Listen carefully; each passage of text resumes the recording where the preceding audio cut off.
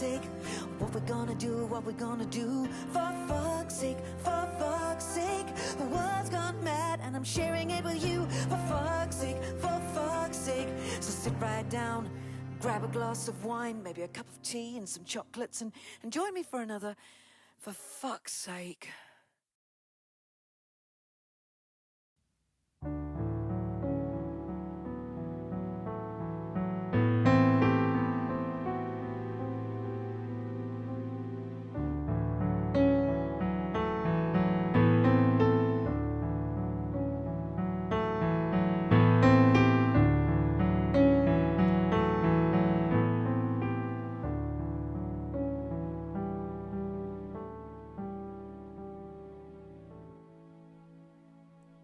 Yes, aren't it bliss? Don't you approve? One who keeps tearing around, one who can't move, send in the clouds.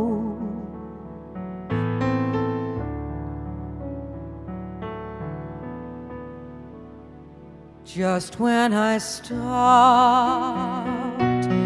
opening doors, finally finding one that I wanted was yours, making my entrance again with my usual flair, sure of my lines. No one is there.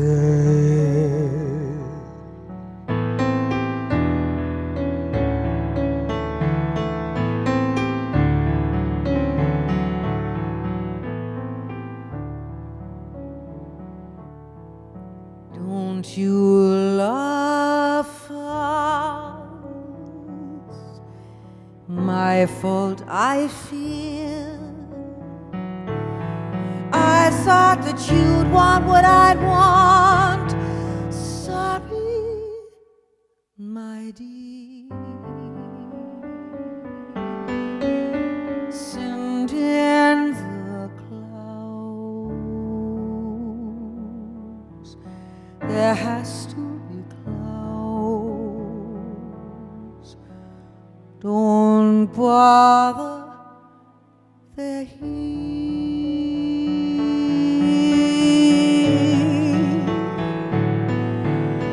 Just when I stopped opening doors, finally finding the one that I wanted was yours, making my entrance again with my usual flair, sure of my lines. No one is there.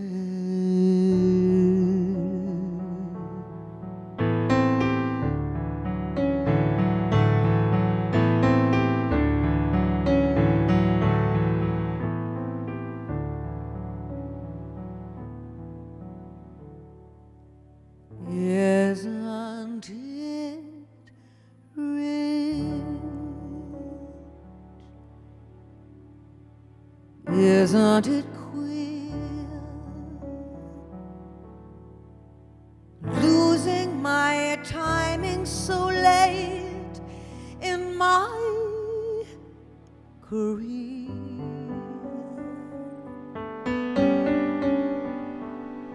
Send in the clouds. There ought to be clowns. Well, maybe next year.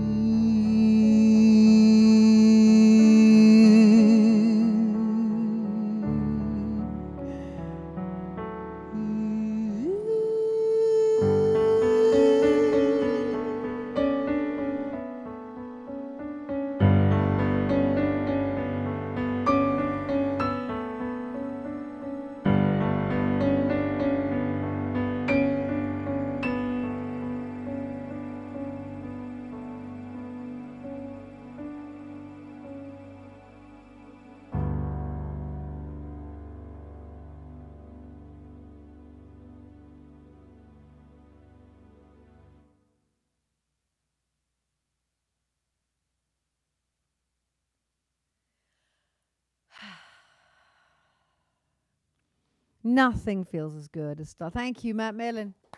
Matt Millen. How can you better starting anything than with Stephen Sondheim? I mean, what a song. Honest to goodness. It is just so heartbreaking, so magnificent. Stephen Sondheim, truly one of my idols in life. Isn't he all of our idols? Don't we want to be Stephen Sondheim when we grow up? Yes, it's true. It's true. I'll tell you a very funny story about that. My darling friends, the Fishbacks, my producer, John Fishback, and his wife, Lynn, they living down in New Orleans, they kept referring to this man, Stephen Sondheim. All I heard was Stephen Sondheim. Actually, they were referring to Stephen Sondheimer. And I think he's an undertaker. Something like that. Anyway, I got it so wrong. I was so excited for 2 minutes, but he's my idol. What can I say? So, welcome to today's edition, Send in the Clowns. A very Send in the Clowns, for fuck's sake. It's true. Before I get to anything else, happy birthday to Gabriella Swallow's magnificent son. A beautiful kid. He's not a kid. He's a man. He's a boy. He's on the verge. Milo, 13 today. Happy birthday to you. Happy birthday to you. Happy birthday to you, Milo. Happy birthday to you. I cannot believe it. He was slightly bigger. He was this big when I first met him. So what can I say? Gabriella. What a lucky son. What a wonderful mother. And what a fabulous family you guys are. Yes, it's true. Along with Bam Bam. So, moving onwards, Send in the Clowns. What the fuck could that thank you, sir. What could that possibly be? Well, here's why I started with this song. A couple of weeks ago, my beloved sister, sent me a report. And it's one more casualty of COVID. It is absolutely the heartbreaking side. We just think that it's the pandemic, but it's what comes out of the pandemic. It's the other things that are affected by it. And this is a very upsetting, distressing report that she sent to me. It was actually from, of all things, the New York Post, so we know it's absolutely rubbish. But anyway, here's the headline. Clown shortage reported in Northern Ireland amid COVID-19 lockdown. Stay with me. It may seem like the COVID-19 pandemic has revealed many clowns, pun, but Northern Ireland circuses, it's like it makes it sound like Northern Ireland is literally, doesn't it, a mock with circuses. It's like you can't move for fucking circuses. Anyway, they're actually experiencing a shortage of performers, and that's no laughing matter. One expert doesn't say, oh no, it does. David Duffy, co-owner of Duffy Circus. Judith, I love your hair. I normally get it better than that. In Northern Ireland, told the BBC his business is in dire need of clowns because many performers in the circus returned to their home countries, Eastern Europe, after the initial lockdown in the spring of 2020. Eastern Europe. That's also a Brexit bollocks. Yeah, thank you. Now we're lacking clowns. Now, some of us might think that actually is a good thing. That perhaps, along with, let me just say, along with the thinning of the gene pool of the fucking idiots that are all around us, that actually it's also saving us from the festoon that is clownage. I ask you, who amongst us has not found themselves in a Cirque du Soleil, Cirque du Soleil, and seen a clown coming towards them and thought, if that fucking clown comes any nearer, I'm going to shit myself. I think I speak for all of us when I say that. So let's explore, shall we? Or rather, you sit back with whatever drink and drugs are of your or cup of tea that you're wanting to imbibe in at this point, and let me take you through the strange and ancient art that is clowning. So here's a word. Let's start off with, oh God. Yeah, I know. And that's... I haven't felt that sick since last night watching episode 1 of David Attenborough's Here on the Edge of the Serengeti. Since last night watching Mating Matters, something like that, I think it's called. And they showed those giant termites, the queen termite. Have you ever seen this? The queen termite that is basically one great fucking ovary bollocking out like millions of I'm eating my dinner. I almost lost it. Anyway, luckily I'd seen that because that clown doesn't look quite, let's bring him back.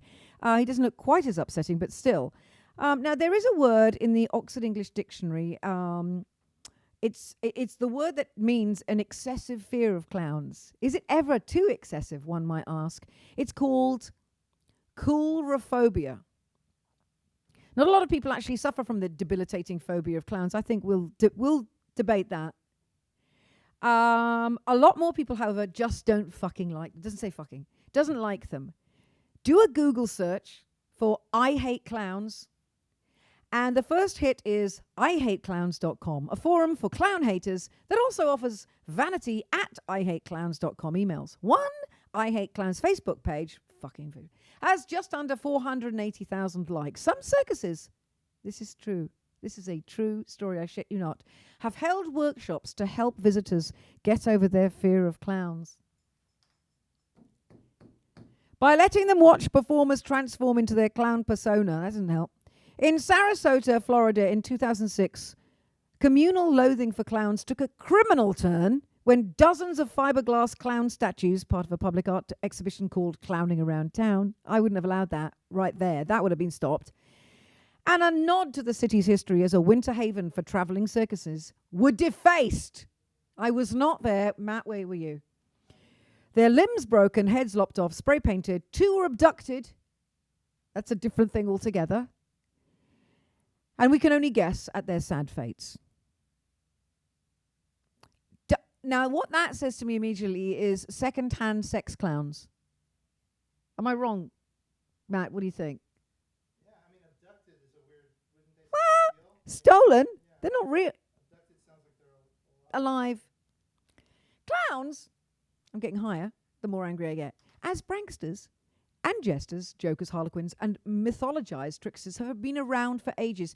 Now, can I just say, before we go any further, did you show the baby with the clown shot? You better show that one, because if you're wondering why people need counseling, there you have it. Now, that is what we all feel like inside when we see a clown approaching us. I don't care how funny they're never funny. That's the point. They're never fucking funny. Even if they are opening up the giant shoe and like brushing in cigarette butts into it. It's so, no, it's not. It isn't. It's shit. Here we go. Clowns, as I said, they appear in most cultures. Pygmy clowns. Now I'd like to see that. Pygmy clowns made Egyptian pharaohs laugh. Well, of course. Hang on a second. Here we go. An ancient imperial China, a court clown called Yutzi. According to the law, the only man who would poke holes in Emperor Qin Shi Huang's plan to paint the Great Wall of China. Arsehole. Hopi native Indians had a tradition of clown-like characters who interrupted serious dance rituals with ludicrous antics as if they were impersonating the white man and how badly he danced. There was a whole thing about this. Amazing. Jesters in Europe, we all know that stuff. The buffoon, the bumbling buffoon. Now, as incongruous as it sounds, what we're seeing right at the beginning here, this little photo here, it's from some kind of Grecian or Roman, it's probably a Grecian urn, aren't they always? And it shows you some clowning. Oh, I'm splitting my sides here. There they are, they're pulling a man apart. But as congruous as it sounds, funeral clowns, there's something you never thought you'd hear together, the two words, would you? Funeral clowns were once a long-standing tradition in Europe during the classical period of Greeks and Romans. There's another one here as well. Let's see some more of their cavorting, shall we? That first one you showed. No, not that one, the one before. Yeah, that one. There's always... Here's the thing about the Greeks, all right, particularly the Greeks. The skirts up, balls out. You've got to get some bloody, there's got to be, There has to be a big old knob out somewhere, hasn't there, really? That's right. That's part of the whole culture.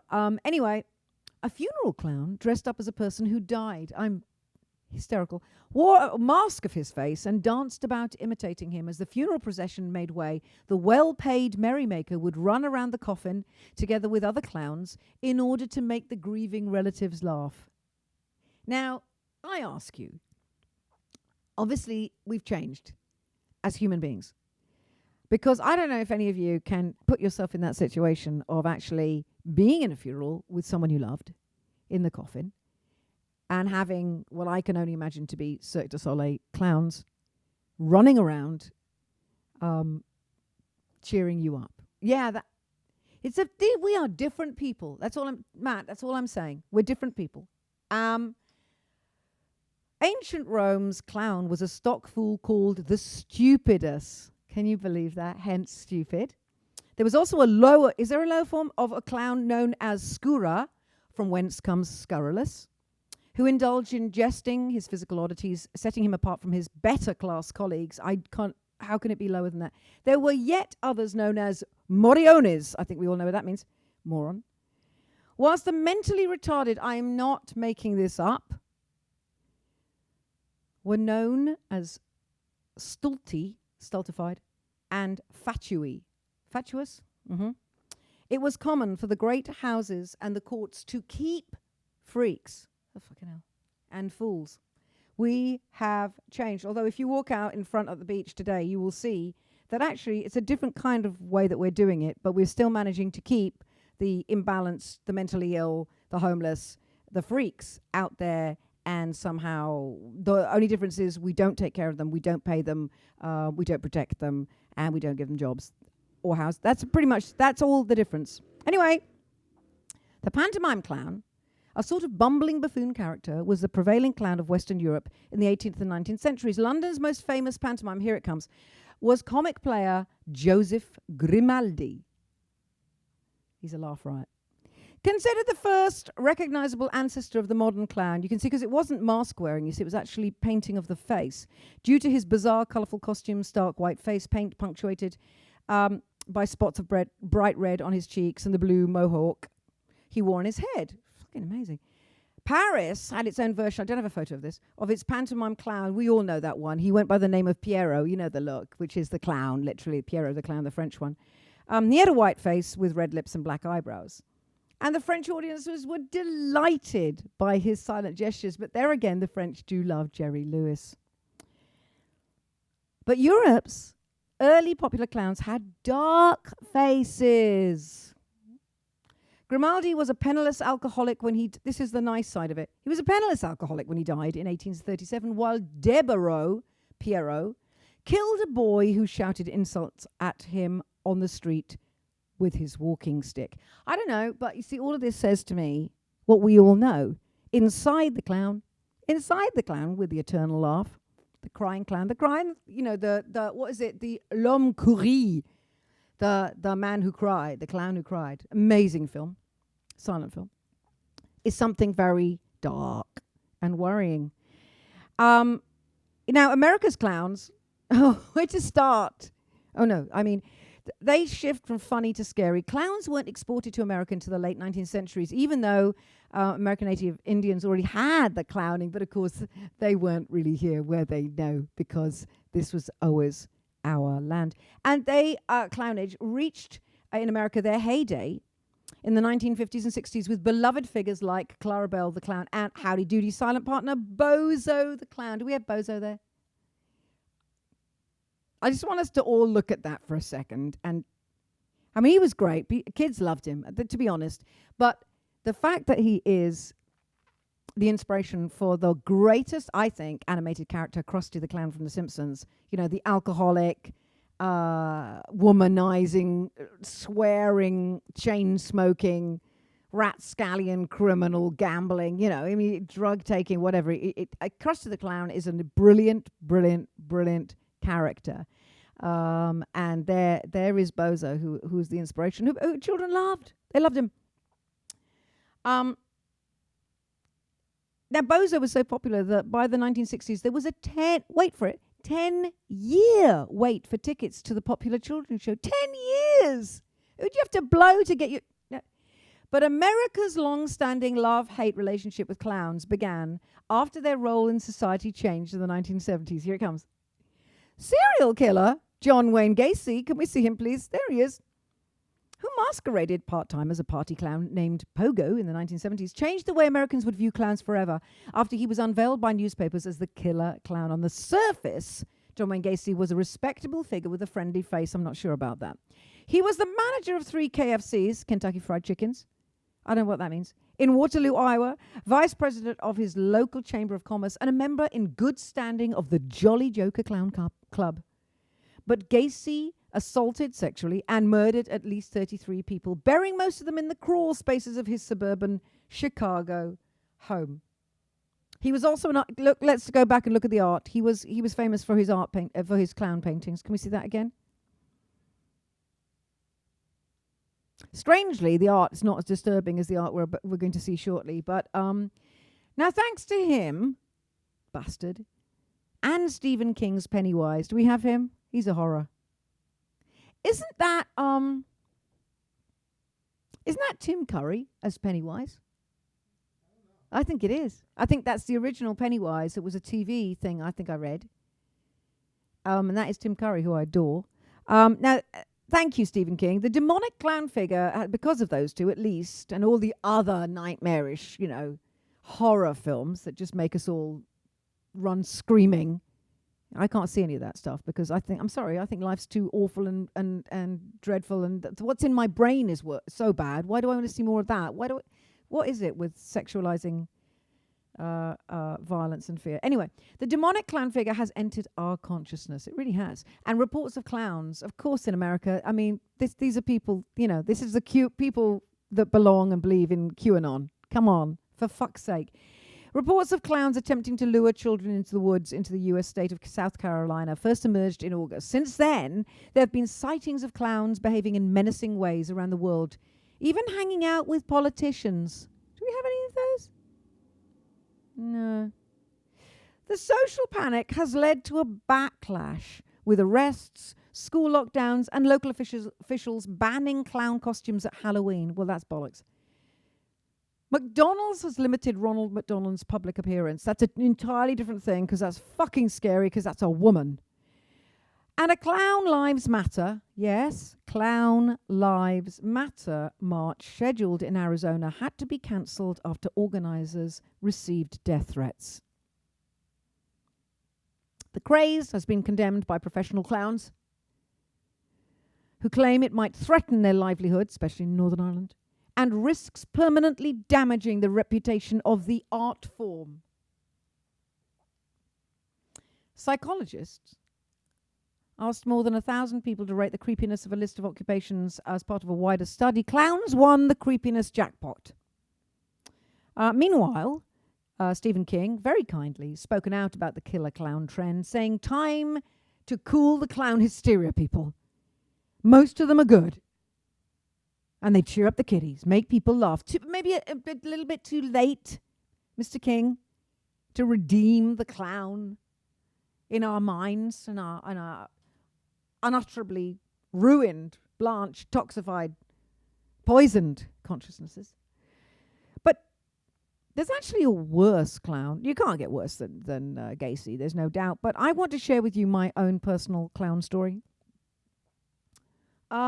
There was a time, I'm going to reach for my coffee. There was a time when Harry and I would take out friends of ours whale watching every winter because it's one of my favorite things to do. Anybody who knows me knows that I'm a huge animal lover, especially marine life. And we would go with a bunch of friends and we'd go to Long Beach or San Pedro, isn't it? San Pedro. And this time it was San Pedro and we were going out to see the humpbacks and the grey whales. Not humpbacks, grey whales. That's a different place. And we got there too early, as one always does. And we started looking around San Pedro fishing village, the typical kind of, bollocks sort of crappy shops, touristy things. And we came upon what I can only describe as gold in the shape of the world's worst art gallery. It was the kind of place that had paintings of galleon ships of like the Armada falling off the edge of the world. As when at the time when people thought that the world was flat and you could fall off the edge. I mean, stunning. That was stunning works. Lots of unicorns, rainbows, that kind of shit. And then I worked my way towards the back, where a small pepper pot-like woman stood, greeting us, welcoming us into the Red Skelton Gallery. Now, if you don't know who Red Skelton is, lucky you.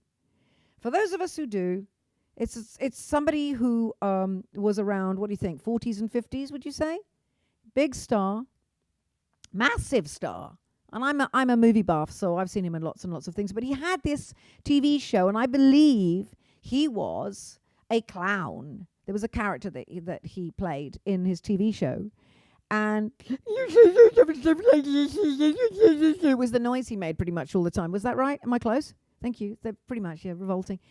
Anyway, unbeknownst to me, Red Skelton had retired from the entertainment business and had turned his hand to his true love, his first love, painting. And according to this woman, I quote, "Mr. Skelton is a genius. I mean, he can sometimes he paints one and sometimes even two paintings a day." I want to share with you what a genius's art looks like. Yeah. Maybe another one, Matt. It's my fucking favorite. So faced with this beauty, and hold the next one, please. Hold the next for the punchline. I honestly almost had a trouser soaking incident. Luckily, I had to rush back to the boat to welcome said friends. It was there that I mentioned the joy, the pure fucking train wreck of brilliance in this gallery. And a friend of ours, the quite brilliant comedy writer, incredible woman, and comic herself, Meryl Marco, was there. Well, unbeknownst to us, she figured out a way either before she got on the boat or when at the end of it, she ran into that gallery and, as if guided by another light, she bought Harry and I, as a thank you present, this beauty. Yeah. Now, some people might want Chagall's. Some people might, yearn for a Liechtenstein or a Picasso. Me, I want a Red Skelton clown hooking himself on his own line whilst out fishing. I tell you, the laughter never stopped. I think the laughter was purely because the idea that she'd gone in there and seriously said to this woman, who did in fact think Red Skelton was a genius, that she loved the plate so much, it would make her so happy, and they had come in and they felt we'd fallen in love with it. I can't even believe the chutzpah, and I love her so much for doing that. But it's a joy to behold the magnificence of Red Skelton. Now, moving on. So I find that criminally offensive, and yet I'm so in love with that. But of course, you saw him last week. Now, I had a feeling. I told him I'm going to do a clown thing, and he couldn't make it, and neither of us got our shit together in time. But I told Leland Sklar that I was doing a clown show today, and he said, "Let me send you some images of clown paraphernalia that I've collected. In fact, I was given these by a friend." Can we see that? Yeah. Now, I need to know that one of these days Leland will wear these whilst performing with me. I mean, it has to be the right song. It has to be, carefully managed. But still, you got to love a pair of clown shoes. Because, again, it's. I think the funniest thing about a clown is the fucking shoes. Is that me? Do you all agree? Yeah, I think it is the shoes. It's the shoes. Then again, he also has this incredible fridge magnet, which is solely... Can we see? Yeah, the fridge magnet, I think, takes the biscuit, really. Yeah. And so now we're tying it all together, aren't we? We're tying together... like the Gacy's, the Pennywise, and the Bozos. I love everything that this says. God, it's also terrifying. But I can't leave you. I can't leave you with this image, the image in your brain of all this horror of the fear, the chilling fear, that is the art of clowning. So I decided that I would end today's show with a song that, as I said, I'm wrapping it up. Matt. I'm wrapping it up. I'm going to end with a song, with a theme that I started with, which is how I feel when I see a clown, heaven forbid, when I see a clown 200 meters away, 100 feet. I'm paralyzed. I'm losing, control of my bowels. You didn't need to hear that, but you know what I mean. It's terrifying. Flop sweat's coming. And flop sweat coming. Why did I think that? It's a pig call, isn't it? Anyway, so this song kind of, it's a different meaning, but I think it sums up how I feel when, in the few times that I have been in Cirque du Soleil, Cirque du Soleil, this is how I feel when I see a clown. I felt it in Russia when I saw Russian clowns. I feel it everywhere I see a fucking clown. They fill me with horror. I wouldn't say I'm full on. I don't break out in hives, but they scare me. Until I see you next Sunday, I would just like to say that this has been a most joyful Sunday of clownage. And I thank you for sharing a little bit of your Sunday with me. I'm going to actually, you know what, before I move on, I want to see who. Oh, Neil Greenberg. I look up and it says Neil Greenberg is watching. I haven't been able to see. I haven't had the time. I've been waffling on so much. Who else is on? Let me see a few people more coming up here. Hang on. I just lost I just lost them all. They just all went. No, they'll come. Maybe. Yeah, I just moved it to the side. The minute I look up, all the comments disappear. Oh, there they are. Martin Smith is watching. Hello, Martin. Who else is there? I know, on a 10-second delay, so it'll take you a while. I'll keep looking. Oh, Megan McLeod. There she is. Now, that woman knows funny. Tremendously funny woman. Neil Darling with the hearts. Yeah, they're coming hard and fast now. So I'm going to just remind myself of how this next song goes. Let me see if I can... I think I can remember it. But... Maggie. MG Cairns. Cannon. Mike Waddington. Enjoyed the clowning around today. Susan Owen, my darling. She got the clown emojis. Where are you people? You've got the fucking emoji. Use it. Oh, there it is. Oh, terrifying. It's fucking terrifying, isn't it? So, it's my...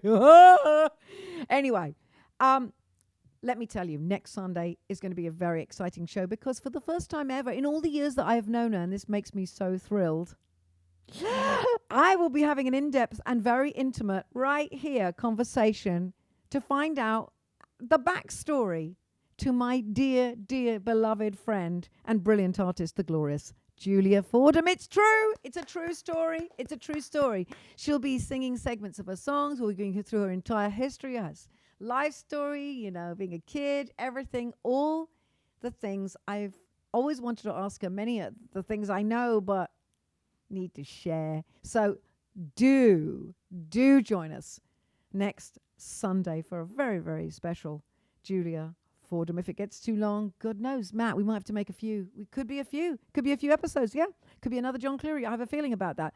In the meantime, take care of yourselves.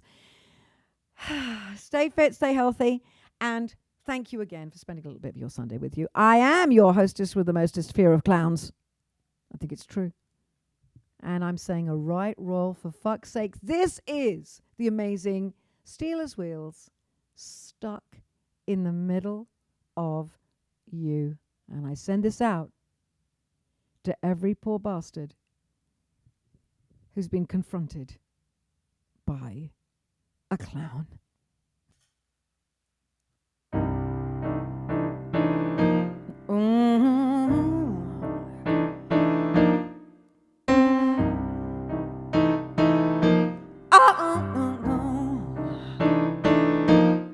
Well, I don't know why I came here tonight.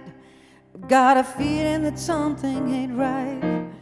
I'm so scared in case I fall off my chair, and I'm wondering how I'll get downstairs. I see clowns to the rest of me, jokers to the right. Here I am, stuck in the middle with you.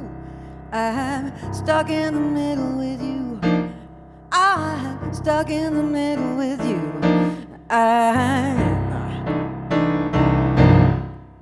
Well, you started off with nothing, but you're a proud self-made man, and your friends, they all came crawling, slap you on the back and said, please.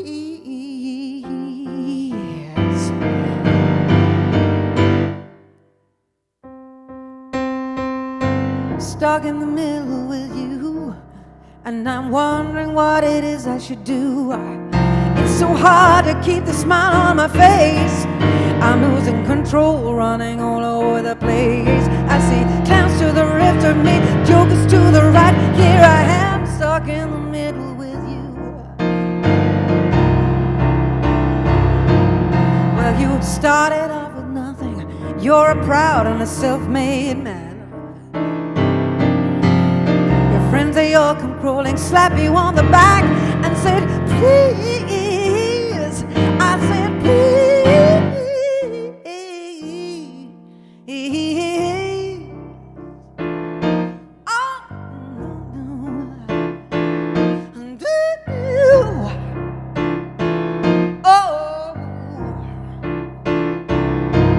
Well, I don't know why I came here tonight.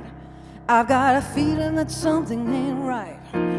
I'm so scared in case I fall off my chair, and I'm wondering how I'll get downstairs. I see clowns to the rest of me, jokers to the right. Here I am, stuck in the middle with you.